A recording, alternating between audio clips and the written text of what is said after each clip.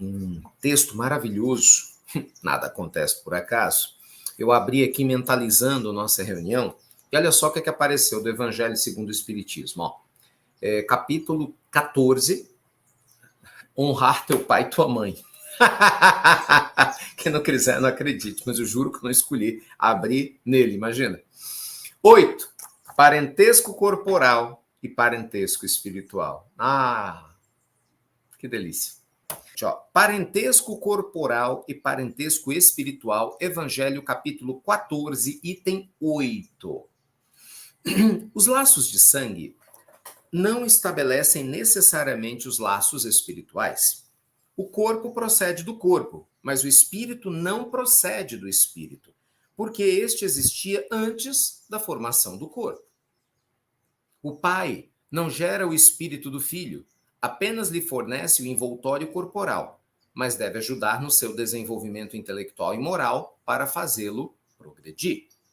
Os espíritos que se encarnam numa mesma família, sobretudo como parentes próximos, são mais frequentemente espíritos simpáticos, ligados por relações anteriores, que se traduzem pela afeição durante a vida terrena. Mas pode ainda acontecer a esses espíritos que sejam completamente estranhos uns para os outros, separados por antipatias igualmente anteriores, que se traduzem também por seu antagonismo na Terra, a fim de lhe servir de prova. Os verdadeiros laços de família não são, portanto, os da consanguinidade, mas os da simpatia, da comunhão de pensamentos que unem espíritos antes e após a encarnação. Presta atenção nisso aqui, tá?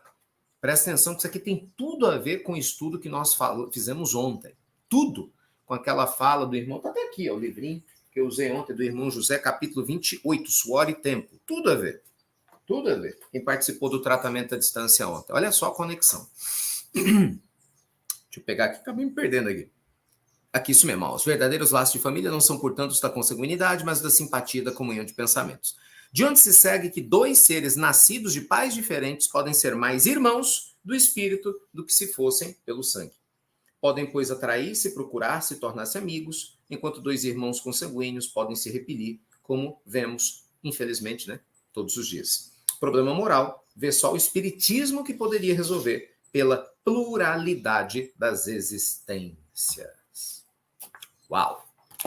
Então, como nós combinamos, vamos conversar um pouquinho aqui, aí na sequência eu abro o espaço para responder as perguntas de vocês, os comentários e a gente aprender junto, tá bom? Gente, o que acontece? O parentesco corporal, ele chama muita atenção da gente, é lógico. Meu pai, minha mãe, né, assim, meus irmãos, meus primos, os laços consanguíneos, quem é sangue do meu sangue. Mas assim, com todo respeito, é uma tolice gigantesca quem entende um pouquinho da vida espiritual se apegar a essas questões. Porque a gente sabe que cada um de nós se atrai no campo da Terra com o objetivo de aprendermos uns com os outros.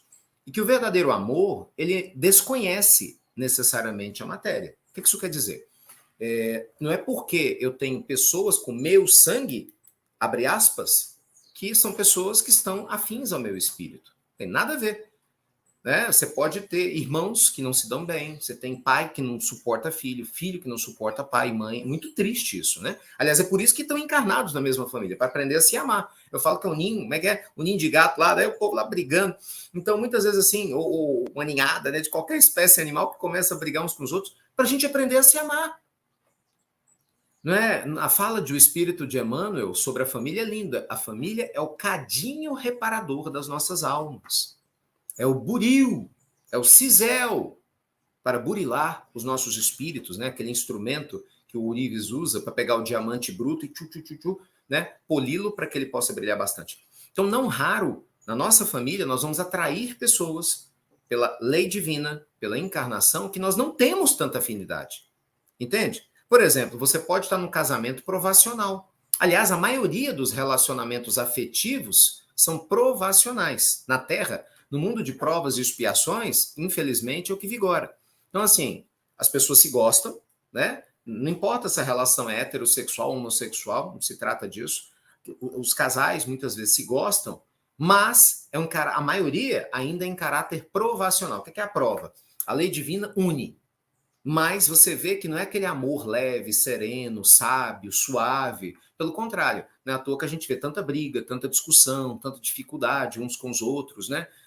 Muita gente fala, fiquei casado 50 anos, mas só Deus sabe os sapos que eu engoli, entendeu? Então, assim, ainda é exceção aqueles relacionamentos suaves, em que você está casado há muito tempo com alguém e é suave, entendeu? É leve. A gente chama de vibrações compensadas. Por quê? Porque são situações de espíritos que reencarnam, que têm a oportunidade de estarem juntos e vão se retroalimentando. Às vezes você vai ter isso com seus irmãos, né? Às vezes você pode ter um irmão ou uma irmã que você fala, meu Deus, coisa linda, né? A gente se dá super bem. Eu olho, ele já sabe o que eu penso, ela já sabe o que eu penso. Isso é maravilhoso, até porque hoje o seu irmão ou sua irmã pode ter sido sua mãe na vida passada, ou seu pai na vida passada. Então, de repente, ele e ela vêm com um sentimento de afeto por você tão grande que nem ele ou ela sabe explicar, mas às vezes é um sentimento de maternidade ou paternidade, só que agora no corpo, né, e numa condição social de ser irmão, mas que aquela afinidade está lá. E de repente você é tão grato por aquele irmão, aquela irmã. A gente vê muito isso nas famílias. Você fala assim, nossa, fulano de tal é como uma mãe para mim, não é isso? E nem sempre é o irmão ou a irmã mais velha. Eu conheço casos em que a pessoa de referência da família é o irmão do meio, ou a irmã mais jovem. Pode ter certeza que você tem vínculos aí de vidas passadas que as pessoas não lembram, mas o sentimento está ali. Então, o que o Evangelho está explicando para nós é que os laços do espírito, gente, eles são muito mais fortes do que os do corpo. Porque, às vezes, você sabe disso muito bem, nós podemos ter problemas grandes com a nossa família e você tem amigos maravilhosos, não é? Isso eu falo, graças a Deus. Isso eu falo assim, eu tenho pessoas incríveis, incríveis, incríveis, fora da família consanguínea, que eu tenho uma afinidade extremamente elevada, que me dá uma felicidade tão grande de estar perto. Eu falo isso aqui em casa, sempre. Quando a gente está junto, eu falo isso aqui. Nossa, poucas coisas hoje na vida, juro por Deus a vocês, me dão tanta alegria do que estar perto de pessoas que alimentam a minha alma. Essas pessoas não precisam falar nada, só delas estarem ali perto, nem elas sabem disso, só delas estarem ali perto, elas alimentam a minha alma. Eu acho engraçado, né? Porque o povo às vezes chega, nossa, Ricardo, é tão bom estar do seu lado, é tão bom. Eu só dou risada, né? Eu falei, mal sabe você que o bom é pra mim. Isso é gostoso demais. Então você pode ter isso com o vizinho, com a vizinha. Às vezes você pode ter uma afinidade espiritual dessa com alguém que está do outro lado do horizonte. Eu te dou um exemplo. Vocês conhecem uma história linda? A história de Dona Ivone do Amaral Pereira, uma das maiores médiums, né, dos últimos 100 anos que nós tivemos aqui no Brasil. E Dona Ivone, ela teve um caso maravilhoso de um grande amor de um homem que ela nunca conheceu. Ele reencarnou na Polônia. Era uma afinidade espiritual de um dos espíritos amigos que a protegeu quando ela reencarnou. E aí, mais ou menos, quando ela tinha 40 anos, esse espírito que a acompanhou durante esse período reencarnou na Polônia. E ela no Brasil. E eles tinham uma afinidade absurda juntos. E por causa do Esperanto, eles começaram a se afinizar. Só que Dona Ivone era muito mais velha. Dona Ivone sempre foi uma mulher muito pobre, né? E a prova dela nessa última existência foi não ter família. Então eles começaram a se corresponder, meio que se apaixonaram, nunca se viram. A história é linda, ela conta, nunca se viram. Ele uma vez veio ao Brasil, procurou Dona Ivone, mas ela não deu conta. Ele era muito mais novo do que ela, e teve uns desencontros. Então, na matéria, eles nunca se viram. Mas veja só, as afinidades espirituais tão grandes. Na época não tinha rede social, não tinha celular, não tinha nada disso. Era só carta. E ainda assim, estava lá, entendeu? A alma com a vibração compensada. Então, você pode ter isso com um amigo, você pode ter isso com uma amiga, você pode ter isso com uma pessoa. Entende, gente? Então, é muito importante a gente compreender o seguinte. Vamos lá. Qual é a conclusão rápida que nós chegamos aqui? Quando pessoas cruzam o seu caminho, e elas estão no time das vibrações compensadas, das afinidades, agradeça a Deus que é um presente que não tem tamanho. Ponto. Você cruza o caminho da pessoa e você alimenta a alma dela, e ela cruza o teu caminho e alimenta a sua alma. É o que eu acredito que acontece com a gente aqui. Pelo menos essa é a minha sensação, né? Quando eu falo que nós temos uma família, é assim que eu sinto. E é uma família espiritual. Se você se identifica com as coisas que nós falamos, né, com os projetos que nós temos, com a proposta da espiritualidade, é porque o seu coração está vinculado. Ninguém é obrigado a estar aqui, você concorda? Nem eu sou obrigado a estar aqui. Cada um está aqui pelo que o coração pede. Não é porque a gente, não estou aqui por Jesus só. Não, não é só por Jesus, porque você podia estar lendo a Bíblia na sua casa, lendo o Evangelho. Por Jesus não precisava estar aqui. Você podia estar numa igreja agora fazendo qualquer outra coisa, numa casa espírita. Mas por algum motivo, você quer estar com Jesus, mas aqui. É o meu caso. Eu podia estar meditando, podia estar andando, podia fazer 1001 coisas. E eu ia estar com Jesus. Mas hoje eu quero me sentir com Jesus, com vocês. Então, por que isso acontece? Isso é afinidade. Você entende como isso é precioso? Cada um aqui está num país diferente, ou estado diferente, ou cidade diferente, ou pelo menos a maioria em endereços diferentes. Mas olha só, a gente se comunica, a gente confraterniza, a gente vibra uns pelos outros, não é? Isso é um presente gigantesco. E esse processo se dá em meio à transição planetária para que a gente possa fortalecer os laços de amor verdadeiro.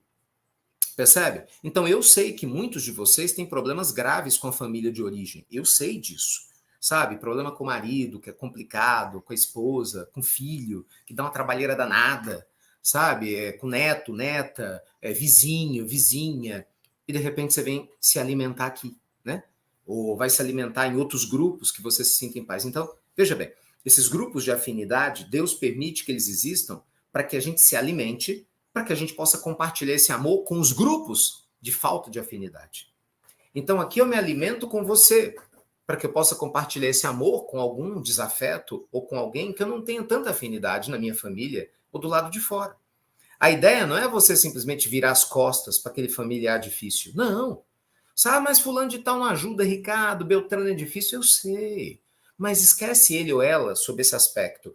Doe você, da forma como for possível, você está entendendo? Às vezes seu marido é injusto para danar, não vai te reconhecer, sua esposa não te valoriza, seus pais, não tem problema. Você quer estar ali? Você ama seu marido, sua esposa?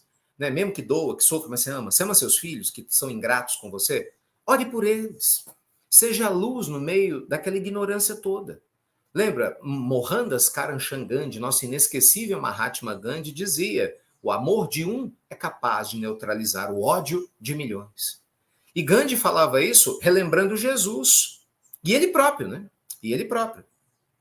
Então, seja você a flor de lótus no meio do pântano, em muitos lugares que estivermos. Eu espero que você não tenha pântanos ao seu redor, metaforicamente falando, né? Às vezes, mas é vida real, gente, bora lá, vida real, nós estamos no planeta Terra. Então, muitas vezes você vai ter um pântano na tua casa, quer dizer, você vai a família, um rolo danado. Então, seja flor de lótus, entendeu? Ah, não, de repente o pântano é o teu casamento hoje, não tá legal? Seja sua flor de lótus. Às vezes o seu pântano está no seu trabalho, você precisa trabalhar naquele lugar, aquele ambiente é ruim, o povo fofoca, fala besteira e tal, seja você a flor de lótus. O que é ser essa flor de lótus? É você se conectar com o seu eu divino, entendeu? É você semear luz, compartilhar paz por onde você passar. Isso faz uma diferença, né, gente? Muito grande.